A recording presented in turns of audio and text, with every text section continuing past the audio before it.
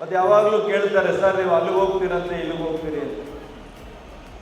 ಅಂತ ಜಾಯಮಾನ ಡಾಕ್ಟರ್ ಸುಧಾಕರ್ ಅಲ್ಲ ಅಂತ ನನ್ನ ಕ್ಷೇತ್ರದ ಜನತೆಯ ಮುಂದೆ ಇವತ್ತು ನಿಮಗೆ ಹೇಳ್ತಾ ಇದ್ದೀನಿ.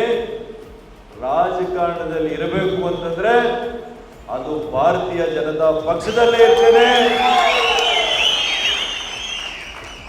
ಇದೇ ಪಕ್ಷವನ್ನ ದಕ್ಷಿಣ ಕರ್ನಾಟಕದಲ್ಲಿ ಕಟ್ಟುವಂತ ಕೆಲಸ ನಮ್ಮೆಲ್ಲ ಹಿರಿಯ ಮುಖಂಡಗಳ ಜೊತೆ ಸೇರಿ ಮಾಡುವಂತ ಕೆಲಸ ನಾನು ಮಾಡ್ತೇನೆ.